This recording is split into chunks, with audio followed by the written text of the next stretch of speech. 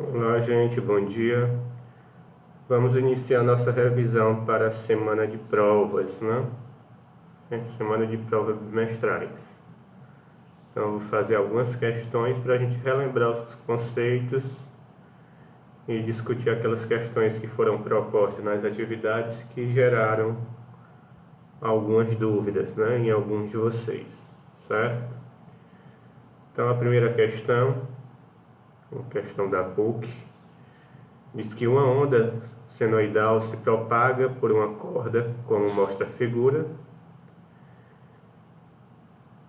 Ela é produzida por uma fonte que vibra com a frequência de 150 Hz. O comprimento da onda e a velocidade de propagação dessa onda são. Então vamos lá. Nos é dados aqui a frequência da onda, que é de 150 Hz. Ele quer saber qual o comprimento dessa onda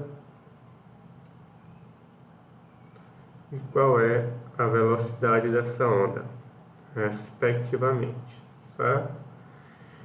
Então, da figura, a gente pode determinar qual é o comprimento dessa onda, né? Lembrando que o comprimento da onda é a distância percorrida por um ciclo dessa onda. E um ciclo é formado por uma crista e um vale. Então aqui eu tenho uma onda completa, certo? Uma crista mais um vale.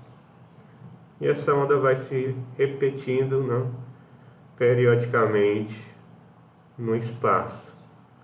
Que novamente eu vou começar a ter outro ciclo, né? Uma crista, um vale, assim sucessivamente. Então note que aqui eu tenho três partes iguais, né? Duas cristas e um vale. Elas vão medir, né? Elas vão ter mesmo tamanho, né, no espaço. Então, se eu pegar este 1,2 e dividir por 3, eu tenho em cada parte dessa uma distância de 0,4. Então aqui eu tenho uma onda, um ciclo e meio dessa onda. Tá?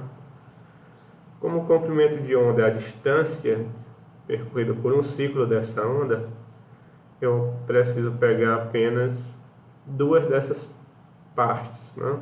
Duas dessas partes corresponde a um ciclo de onda completo. Então, o comprimento dessa onda vai ser duas vezes, duas partes, cada uma delas tem 0,4. Então, duas vezes 0,4, o comprimento dessa onda é 0,8 metros, certo? Com isso a gente já pode aqui descartar o item D e o item E, né? Que tem comprimento de onda diferente do que a gente encontrou. Agora a velocidade. Relembrando, né, pessoal? Para encontrar a velocidade da onda, a gente usa a equação fundamental da ondulatória, que diz que a velocidade da onda é o produto de seu comprimento vezes a frequência. Certo? Isso é uma das formas de encontrar a velocidade. A gente sabe também que a frequência é o inverso do período, né, que é o tempo de um ciclo. Então, a gente tem essa relação. Você também pode encontrar a velocidade, então, trocando F por 1 sobre T. Então, eu vou ficar com lambda dividido pelo período, já que 1 aqui não vai exercer nenhuma mudança, né? 1 sobre T ou lambda sobre T. Então, tem essas duas maneiras de encontrar a velocidade. Como a gente tem o comprimento de onda que encontrou visualizando a figura, né? E tem a frequência, vamos usar essa primeira expressão. Então, a velocidade vai ser o comprimento da onda, que a gente determinou, que é de 0,8, vezes a frequência que é fornecida na questão, que é de 150 Hz. Então, se você multiplicar 8 vezes 150, isso dá 120.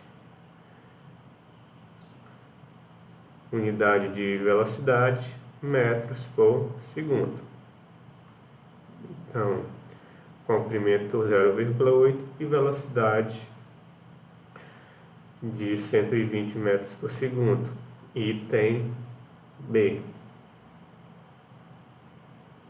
Ok? Vamos para a próxima. Próxima questão. Uma onda de frequência 40 Hz. Então, eu já tenho aqui a frequência da onda. Se comporta como mostra o diagrama a seguir. Nas condições apresentadas, pode-se concluir que a velocidade de propagação da onda é. Então, novamente, ele quer que a gente encontre a velocidade dessa onda. Tá? E nos é dado a frequência dessa onda, que é de 40 Hz. E pela figura, a gente vai fazer novamente, né, aquele esquema para encontrar o comprimento dessa onda. Então, o comprimento da onda, eu pego um ponto e ligo até o outro ponto em que essa onda vai completar o ciclo, né? Então, pode ser a distância entre dois nós não consecutivos, distância entre a extremidade da crista até o início da próxima, né? Então, a distância entre dois nós não consecutivos, se você observar aqui, estou começando do 0 até o 4. Então, o comprimento dessa onda é de 4 metros. Pela distância entre duas cristas consecutivas ou entre dois valos, né? Isso vai ter o mesmo comprimento, que equivale ao comprimento de um ciclo da onda. Agora, novamente, para encontrar a velocidade, a gente vai usar a equação geral da onda, que diz que a velocidade da onda é o produto do seu comprimento de onda vezes a frequência. Certo? Então, se eu substituir comprimento da onda 4, frequência 40. Isso vai dar 4 vezes 4, 16, 160 metros por segundo. Certo? Então, essa é a velocidade da onda. Observe que as alternativas não têm 160, não? Tem 1,6 multiplicado por uma potência de 10 elevado a 2. Né? Como aqui não tem nenhum outro item com 1,6, é fácil deduzir que a resposta seria essa. Mas como é que a gente faz para botar em notação científica, né? Este número aqui, em notação científica, este número, para ser colocado em notação científica, ele tem que ser maior ou igual a 1 e menor do que 10, certo? E ele vai aparecer multiplicado por uma potência de 10 elevado a um certo expoente. Então, como a gente aplica aqui neste caso? Para eu deixar este número dentro deste intervalo, maior ou igual a 1 ou menor do que 10, eu tenho que colocar uma vírgula aqui. Então, para ficar dentro deste intervalo, a vírgula vai ficar entre 1 e o 6. 1,6 é maior do que 1 e menor do que 10. Então, está dentro do intervalo. Multiplico por 10 e o expoente da base 10 é o número de casas que eu deixei após a vírgula para fazer essa representação, né? Então, para colocar a vírgula aqui, eu deixei 2 casas após, então o expoente é 2. Então, essa é a representação da velocidade em notação científica. Realmente é o item D, né? 1,6 vezes 10 elevado a 2. Próxima questão. Uma questão da OS, da última edição. Um raio de luz incide a partir do ar em um líquido com índice de refração N maior que o do ar. Considere que o raio luminoso faz um ângulo de 90 menos θ com a normal à superfície, plano de separação entre o líquido e o ar. Se θ é igual a 90, é correto afirmar que o raio, ao passar para o meio líquido, tem ângulo de refração igual a. Tá? Então a gente está lidando aqui com o fenômeno ondulatório, que é a refração, né? A onda vai passar de um meio para outro com índices de refração diferentes. Ele quer saber qual é o ângulo de refração, né, quando a onda passa do meio líquido, do meio 1 para o meio 2. Certo? Então, o que é fornecido na questão? A gente tem aqui o chamado ângulo de incidência, né, que é o ângulo que aquele raio de onda faz com a normal à superfície, aquela reta que faz um ângulo de 90 graus com a superfície, né, que a gente chama normal, e o ângulo refratado, né, que é o ângulo que esse raio de onda faz com a normal no meio 2. Então, este ângulo de incidência, a questão diz que ele é dado por 90 menos θ, que é o ângulo entre a normal à superfície e o raio incidente. Certo? Só que ele também fornece o valor deste θ, não? Ele diz, se θ for igual a 90, então se o θ for igual a 90, eu tenho dessa relação 90 menos 90. Então, este ângulo de incidência vai ser 0 graus. Então, vamos ilustrar o que está acontecendo, né? Eu tenho aqui a superfície de separação entre os dois meios, o ar e o líquido, e a onda vai incidir formando um ângulo de 0 graus com a normal à superfície. Então, como seria isso? Eu vou ter aqui uma onda incidindo na mesma direção da normal, formando um ângulo de 0 graus. Certo? 0 graus, mesma direção da normal. Então, como a gente tinha visto, né, estes dois ângulos, eles se relacionam pela lei de Snell. Lei de Snell-Descartes, que diz, se eu multiplicar o índice de refração de cada meio pelo seno do ângulo que ele faz com a normal, eu tenho uma constante.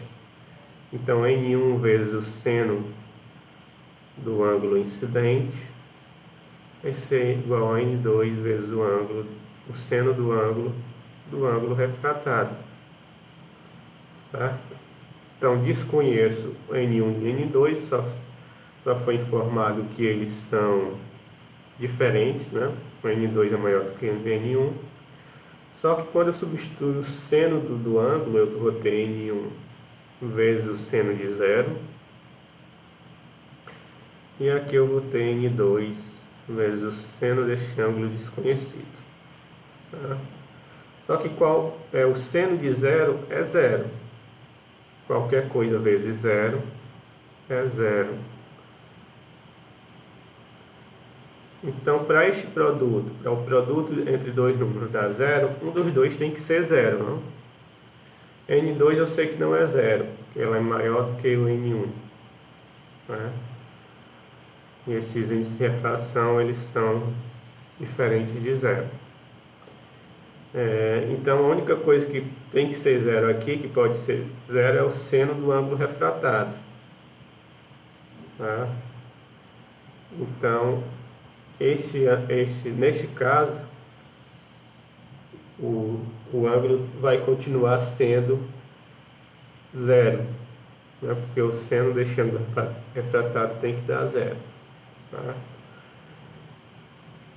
Então, quando a onda incide em direção à normal, este raio não vai sofrer o desvio.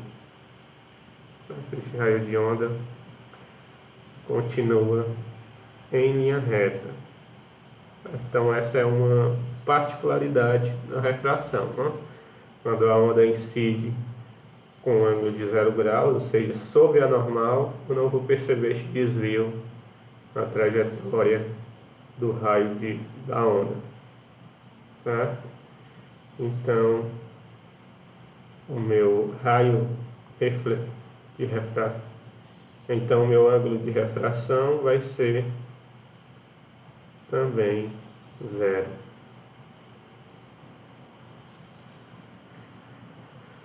Continuando, o período de uma onda no lago é 2 segundos e sua velocidade 1 metro por segundo. Qual é o seu comprimento de onda? Então vamos lá, pessoal. Eu tenho aqui o período, que é o tempo de um ciclo completo da onda, que é 2 segundos, e tem uma velocidade dessa onda que é de 1 metro por segundo. Pergunta-se qual é a velocidade dessa onda. Então, como a gente já tinha visto anteriormente, essa velocidade é o produto do comprimento da onda pela frequência ou simplesmente o comprimento da onda dividido pelo período. Como a gente já tem o período e a velocidade, vamos usar essa segunda expressão para a gente encontrar o nosso comprimento de onda, não? Então, a velocidade é o comprimento de onda pelo período. Então, daqui, como eu quero descobrir quem é o meu comprimento de onda, eu vou isolar ele. Então, o meu comprimento de onda vai ser... E passo o que está dividindo aqui para o outro lado, multiplicando. Vai ser a velocidade vezes o período. Velocidade foi fornecida, que é de 1 metro por segundo, e um período também, que é de 2 segundos. 1 vezes 2, 2. Distância dado em metro, né? Então, o comprimento da onda é de 2 metros. Item D. Próxima questão. Agora, partindo para fenômenos ondulatórios, né? Uma questão de fenômenos ondulatórios. Um professor leu seu jornal sentado no banco de uma praça e, atento às ondas sonoras, analisa 3 eventos.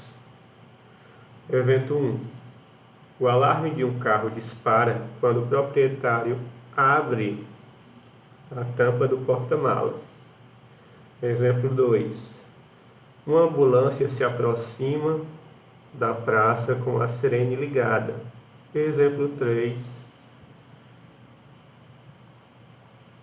Uma motorista impaciente, após passar pela praça, afasta-se com a buzina permanentemente ligada. Então, olha aqui. Na situação 1, o objeto está parado. Eu tenho aqui uma situação de repouso, né? Ninguém vai abrir porta-mala do carro em movimento, né? Então aqui eu tenho repouso. No evento 2 eu tenho uma fonte, né, sonora se aproximando de um observador que está na praça. Então tem uma situação aqui em que a fonte está se aproximando. E na situação 3 eu tenho uma fonte se afastando do observador que está na praça. Então a gente viu que o efeito Doppler, ele é um efeito causado pela fonte sonora em movimento. Então o som emitido já vai ter uma velocidade e a fonte que está emitindo aquele som também está se movendo. Então isso gera o efeito Doppler, certo? A gente não vai observar o efeito Doppler em fontes em repouso. Então no evento 1 não vai ser observado efeito Doppler, certo, pessoal? Ele quer que a gente veja em que situações a gente vai observar o efeito Doppler. Então a gente já descarta as opções que tenha a fonte em repouso, né? Que esse fenômeno é característico do movimento da fonte sonora. Ou esse fenômeno também ocorre em luz, né? Só para salientar que não é exclusivo do som, de ondas sonoras.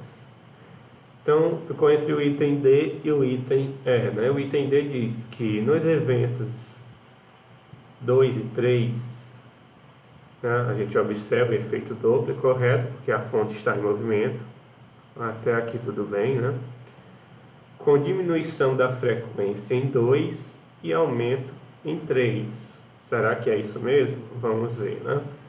Eu tenho um observador aqui, vamos supor que eu tenho um observador 1 aqui, e aqui eu tenho um observador 2. Veja aqui a animação. Mas quando a fonte se aproxima do observador 1, tanto o som, né, tem uma velocidade de aproximação deste observador, quanto a fonte, que é o veículo que está em movimento, também está em direção ao observador, né? Então aqui eu tenho uma velocidade relativa menor. Isso gera uma frequência aparente maior do que a original, quando ele estava em repouso. Você vê aqui, quando ele está em movimento, esses tracinhos, né, a distância entre um tracinho e outro, ela diminui, o comprimento de onda diminui e a frequência aumenta, já que um é o inverso do outro, né? E você vê pelo desenho também que o número de tracinhos que aparece é mais concentrado quando ele está se aproximando do observador. Então aqui eu tenho um aumento da frequência e o comprimento de onda diminui, certo? É menor. Em relação ao observador 2, a gente vê que a fonte, para chegar ao observador 2, está num sentido, então a velocidade do som, enquanto o veículo segue na direção oposta.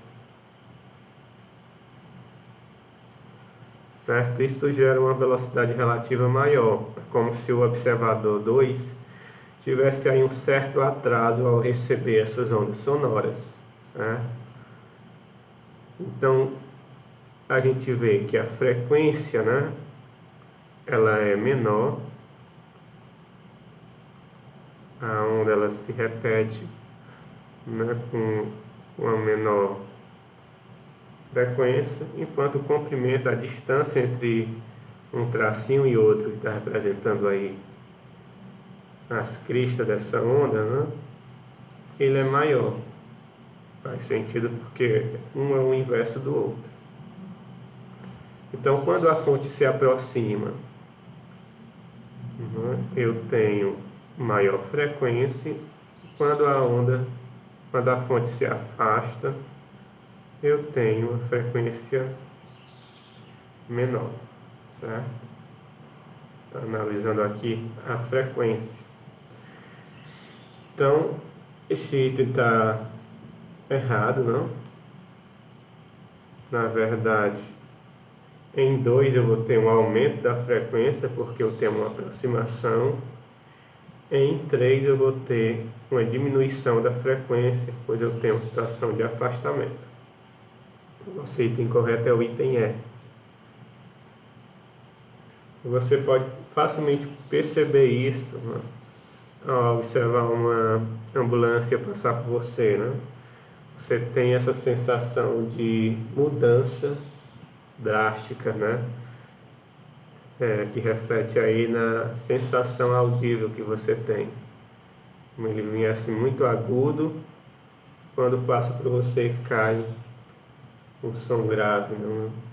Tem uma mudança bem significativa. Próxima questão.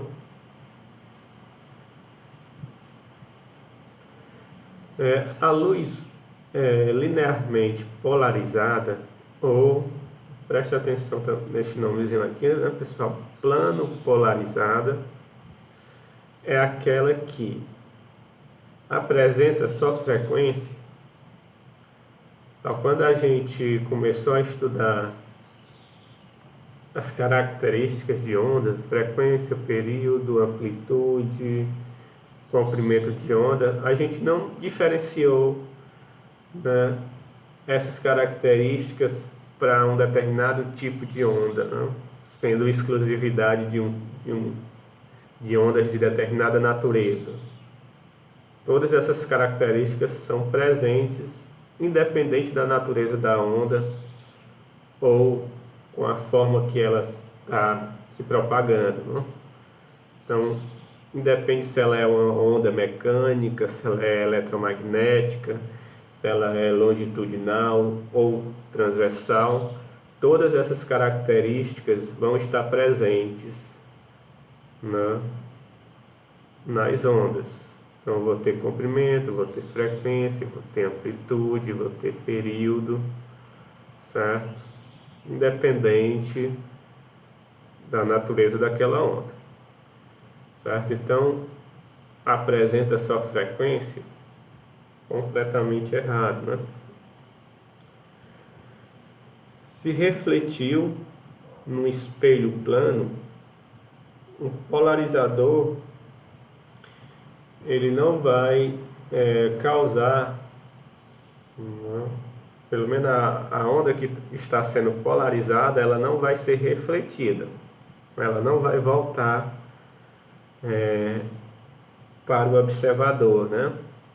Ela vai passar pelo polarizador e vai sofrer uma espécie de filtragem.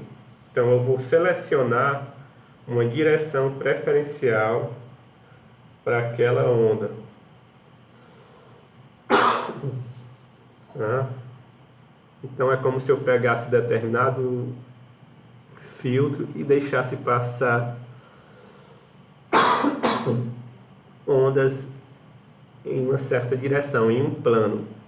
Se você observar aqui a ilustração, eu tenho uma espécie de plano preferencial, né, para aquela onda. É por isso que ela tem também essa nomenclatura, né, de luz plano polarizada, porque eu estou selecionando um plano para aquela onda passar, né? Então, como no exemplo aqui, ó, tem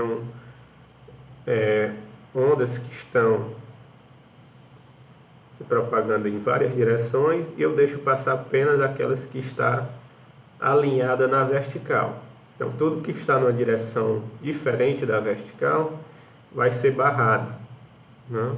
Então, estou filtrando, polarizando essa fonte de onda, né? E aqui eu estou selecionando apenas as ondas que se propagam num plano horizontal. Então, tudo que é diferente daquela orientação é barrado, certo? Então, não é um fenômeno de reflexão, que a onda bate no obstáculo e retorna para o observador, para o mesmo meio, né? Tem comprimento de onda menor que o da radiação ultravioleta. A polarização não está relacionada com comprimento de onda ou com frequência, tá? Não é nesses parâmetros que eu vou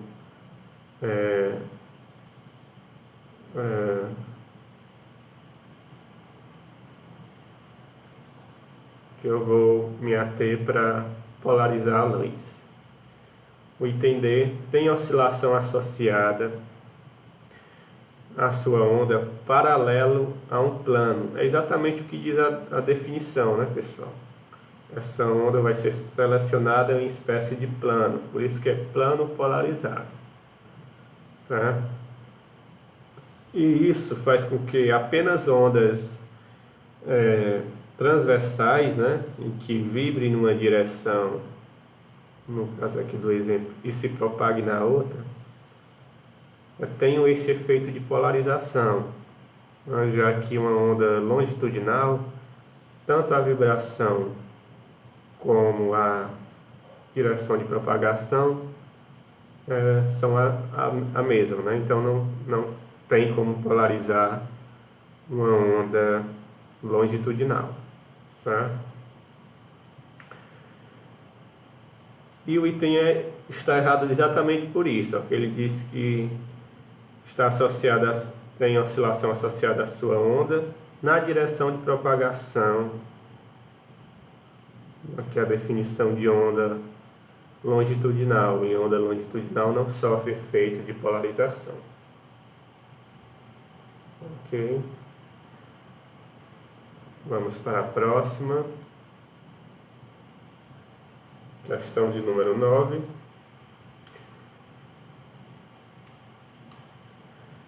Em uma viagem de avião, é solicitado aos passageiros o desligamento de todos os aparelhos cujo funcionamento envolva a emissão ou recepção de ondas eletromagnéticas.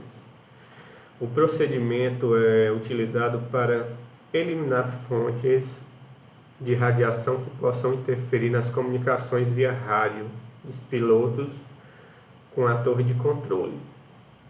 A propriedade das ondas emitidas que justifica o procedimento adotado é... Vamos lá, pessoal, como é feito a recepção dessas ondas, né, de comunicações via rádio? A gente viu que tem um efeito chamado de ressonância, onde tudo que existe na natureza tem frequências naturais de vibração, certo?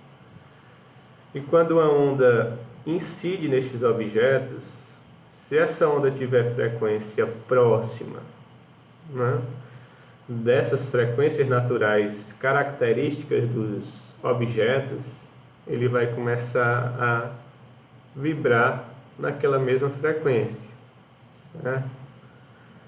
Então, para receber uma onda de comunicação, eles utilizam desse fenômeno de ressonância, né, para captar essas ondas. Então, o que vai acontecer com esse mecanismo de receptor de ondas se tiver um monte de frequências próximas? Vai causar uma certa interferência, né, pessoal? Então, você já deve ter aí tentado trocar uma estação de rádio e ver que existem frequências muito próximas em que uma estação fica tentando ocupar o lugar da outra, certo? Então isso é um problema no sistema de comunicação, certo? Então, se eu tenho estações de rádio com frequências próximas, eu vou ter esse problema de uma interferir na outra, né? Uma tentar assumir a posição, o espaço da outra. Então é um problema com rádios piratas, né?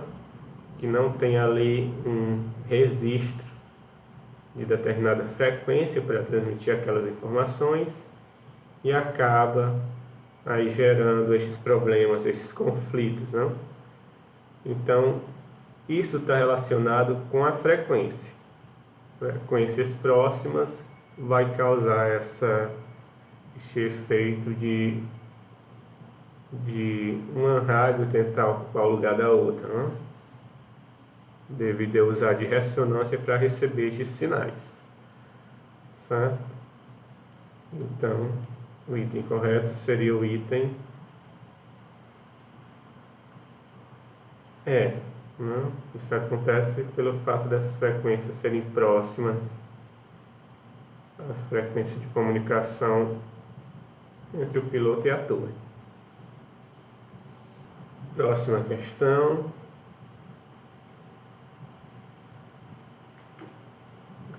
Outra questão bem recente, né, que caiu na última edição do Enem. Ele fala que de um mecanismo utilizado por alguns fones de ouvidos, né,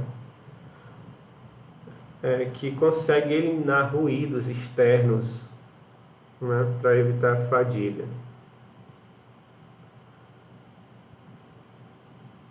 Vamos lá, próxima questão recente no Enem, diz o quê?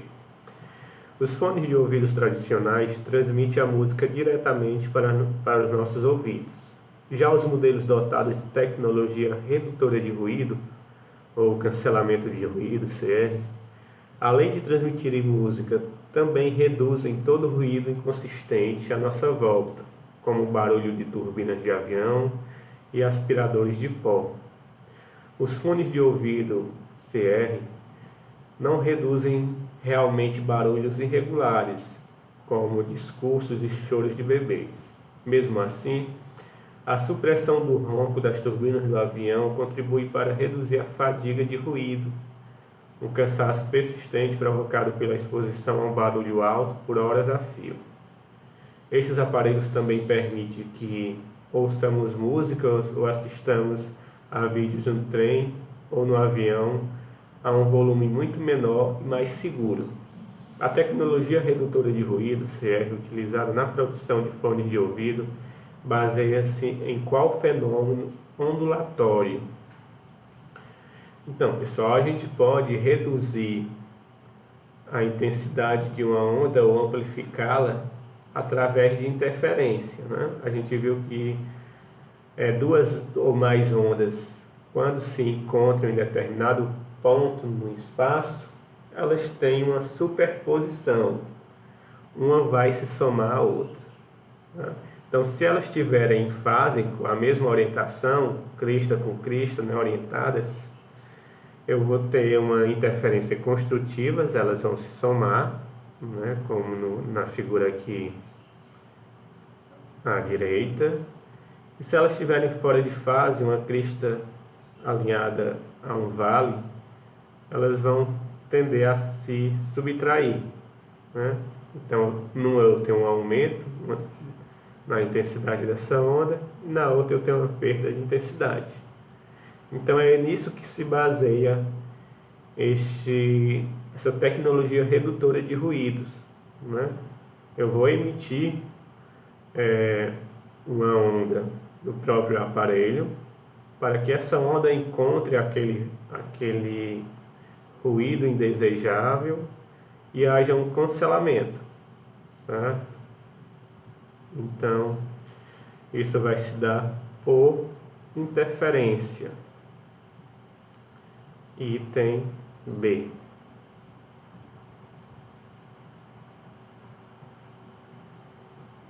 Certo? Então, a gente pode perceber interferência no nosso dia a dia, né, com o próprio som. Se eu tenho duas fontes sonoras, né, tocando em um mesmo ambiente, pode ter regiões daquele espaço onde eu tenha um ganho na intensidade do som, assim como pode ter regiões no espaço onde esse som se torne menos intenso, haja um cancelamento ali entre as ondas emitidas, certo? Então isso é um efeito chamado de interferência. E só deixando aí uma ressalva, né, que após essas ondas se encontrarem naquele ponto do espaço, elas seguem suas trajetórias, né, independente, como se não tivesse ali se encontrado, né? Uma passa pela outra e segue com suas propriedades. Próxima questão. A luz é uma onda eletromagnética e a gente viu que toda onda eletromagnética ela é transversal, né? Se propaga no vácuo.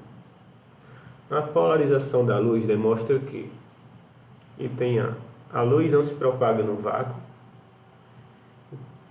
certo? Então, ondas que são polarizadas, elas não se propagam no vácuo. É errado, né, pessoal? É errado, não, a polarização não é um efeito exclusivo de ondas que não se propagam no vácuo, né? Ela pode ser aplicada tanto a ondas mecânicas quanto a ondas eletromagnéticas. O item B, a luz é sempre monocromática. Monocromática, pessoal, é uma cor, né? Mono, uma, cromática cor. Tá? Então, está dizendo que a luz é sempre de uma cor. Não, né? A gente viu que há um certo intervalo de frequência para a luz, né? E que essas frequências podem se apresentar, né, de forma visual em diferentes cores. E a luz branca, ela nada mais é do que a união de todas essas cores, tá? Então, descarta o item B. Item C, a luz tem caráter corpuscular. O que é isso? Como se a luz se comportasse como uma partícula, uma bolinha de sinuca, né? Um corpo, certo? Então a gente está tratando os fenômenos ondulatórios, pessoal. Então, ondulatórios, a gente está tratando a luz como uma onda, certo? Então, a polarização, ela já indica que a luz como sendo uma onda, né? E não como sendo partícula. Mas será que a luz se comporta como partícula em alguma situação? A resposta é sim, pessoal. A gente vai ver em física moderna que a luz ela é meio que bipolar, certo? Ela tem certas ocasiões apresenta um comportamento, em outras comportamento completamente diferente. E em outras um comportamento totalmente diferente. A gente chama isso de dualidade onda-partícula. Dependendo da situação, a luz pode ser uma onda ou se comportar como uma partícula, um corpo. Mas o efeito ondulatório e polarização indica que a luz, neste caso, é uma onda e não um corpo, uma partícula, certo? Então, o item B também está incorreto. E por último, a gente tem que as ondas luminosas são transversais. Exatamente, né? Para ser polarizada, a onda tem que ser uma onda transversal, como a gente já tinha até frisado anteriormente, né? Ondas longitudinais não são polarizadas, não são polarizáveis. Então vamos para a próxima. As ondas contornam obstáculos. Isso pode ser facilmente comprovado quando ouvimos e não vemos uma pessoa situada em uma outra sala, por exemplo. O mesmo ocorre com raio luminoso, embora este efeito seja apenas observável em condições especiais. O fenômeno acima descrito é o chamado de... Então, pessoal, a gente viu, né, que quando a onda ela contorna, né, tem essa capacidade de contornar um obstáculo, a gente chama isso de difração, né? E para isso ocorrer, este comprimento da onda, né, que está incidindo naquele obstáculo, ele tem que ser próximo do tamanho deste obstáculo. No caso aqui na ilustração, eu tenho uma onda, eu tenho uma fenda com um certo comprimento, né, corresponde ao tamanho aqui de sua abertura. Então, para a onda difratar, né, sofrer a difração, o tamanho deste obstáculo ele tem que ser próximo do comprimento dessa onda. Nesses casos, a gente vai observar a difração, né? O que ele diz aqui, né? Tem que ter umas condições especiais. Então, é por isso que a gente não observa a luz no nosso cotidiano difratar. Porque a luz ela tem um comprimento de onda muito pequeno, né? Se você pegar e dividir 1 metro por 10 seguido de 9 zeros, né? Aqui você vai ter aí a dimensão de um comprimento de onda, certo? Então é um número muito pequeno. Então eu não observo isso no nosso cotidiano, mas em compensação um som que tem comprimento de onda de algumas dezenas de centímetros, né? A gente consegue ver o som difratar, a gente consegue ouvir uma pessoa que está em outro ambiente e este som chega até nós contornando obstáculos, certo? Então, por isso que a gente observa a difração por som e não com a luz. Então, item C é o correto, nessa propriedade que as ondas têm de contornar o obstáculo, chama-se difração. Próxima questão. Duas cordas de violão foram afinadas de modo a emitirem a mesma nota musical. Golpeando-se uma delas, observa que a outra também oscila, embora com menor intensidade. Este fenômeno é conhecido por... Então aqui como mostra a ilustração, né, pessoal? Tudo que existe na natureza, ela tem frequências naturais de vibração, e quando uma onda externa incide neste objeto, se essa frequência dessa fonte externa for equivalente a uma dessas frequências naturais do objeto, ele começa a vibrar naquela frequência. Isso é chamado de ressonância. Ressonância. Então é por isso que algumas pessoas conseguem quebrar taças de vidros, né? Emitindo alguma espécie de som, pode ser o próprio som das suas cordas vocais ou de algum outro instrumento. Isso acontece porque quando aquela onda externa, aquela onda emitida, tem a frequência correspondente a uma das frequências naturais daquele material, né, no caso o vidro, ele vai começar a vibrar naquela frequência e vai ali quebrar, né? Vai perder a sua estabilidade devido a começar a vibrar naquela frequência. Então a gente chama isso de ressonância e tem uma vasta aplicação aí no nosso cotidiano, né? Quando você escuta a palavra ressonância, fica difícil desassociar de uma ressonância eletromagnética. A ressonância eletromagnética, que é muito usado aí na medicina, usa dessa propriedade para fazer aquelas espécies de tomografia, né? Para saber como está determinado órgão, né, daquela pessoa que está submetida àquele exame, certo? Então há a emissão de ondas que vão ali entrar em ressonância com determinada parte do corpo. Algumas vezes é injetado um contraste para esse efeito ser potencializado, e daí se tira imagens, né, para saber se aquele órgão está em perfeito condições ou se tem alguma anomalia, né? Então, com base nesse efeito de ressonância. E vamos lá, dando continuidade.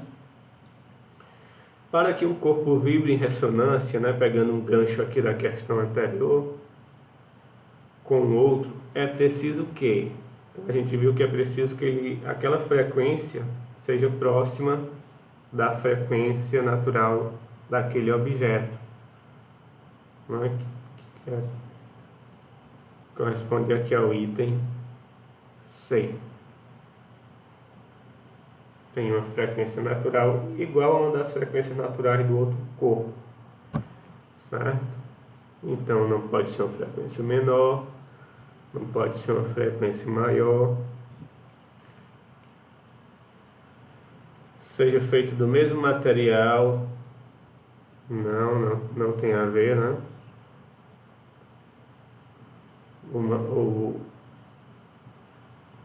E o item B vibre com a maior amplitude. Então não tem a ver com a intensidade daquela onda, né? Está relacionado com a frequência daquela onda. Então, item C. Próxima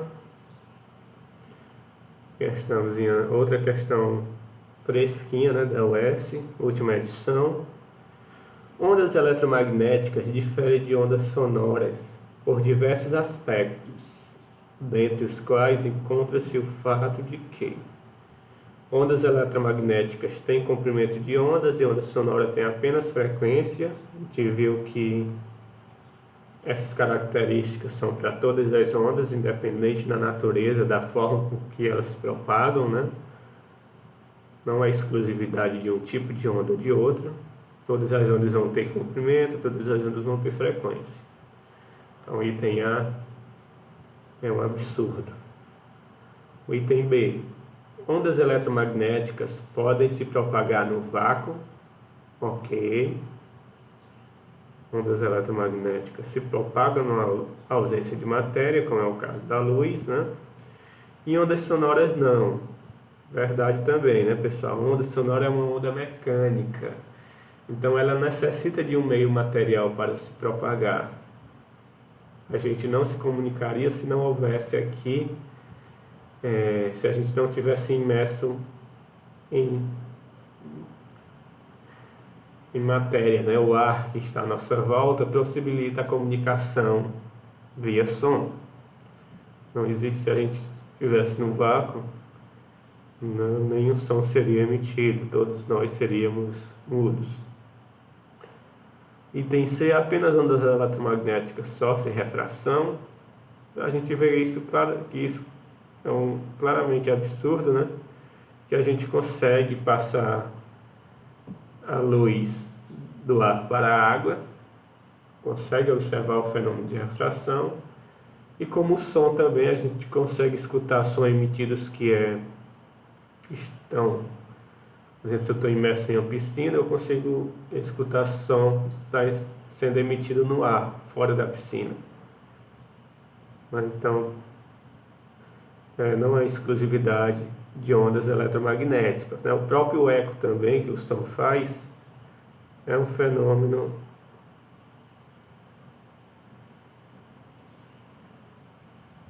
corta essa parte. E o item D diz que apenas ondas sonoras sofrem interferência. A gente já viu também aqui que não, né? Ondas eletromagnéticas também sofrem interferência, tá? Então, o item B é o item correto. E por último, questão atual também, né? Da edição digital do Enem, diz que para se propagar e obter alimentos, alguns mamíferos, como morcego e golfinhos, contam com a sofisticada capacidade biológica de detectar a posição de objetos e animais pela emissão e recepção de ondas ultrassônicas. O fenômeno ondulatório que permite o uso dessa capacidade biológica é ar. Então é por isso, pessoal, que o morcego, mesmo no escuro, né, não é uma propriedade da visão dele, né, da ótica do olho do morcego. É porque ele emite ondas ultrassônicas, essas ondas batem nos obstáculos ou nos insetos, né, que ele quer, do qual ele se alimenta. Essas ondas sofrem reflexão, né? Ela bate no objeto e retorna para ele, então ele consegue localizar obstáculos, insetos, não? Então isso se dá por reflexão. Lembrando, reflexão de uma onda, ela vai incidir, né? Vai bater no obstáculo e vai voltar para o mesmo meio de origem, certo? Isso a gente chama de reflexão. Isso também é utilizado pelo homem em embarcações, né, que saem aí, especializadas em pesca em alto mar. Existe um aparelho que faz o papel aqui do morcego, né, ele emite ondas ultrassônicas. Essas ondas ultrassônicas batem nos cardumes, retornam, possibilitando ali a localização de cardume, quanto a profundidade daquele local, né? Então, utilizamos aí da reflexão de ondas sonoras. Então é isso, pessoal. A gente revisou todos os conceitos e fez várias aplicações, né? Se for preciso, assista novamente essa aula, façam as anotações e eu tenho certeza que vocês vão sair muito bem nessa avaliação bimestral. Um abraço em todos, bons estudos e a gente se encontra na próxima aula. Tchau.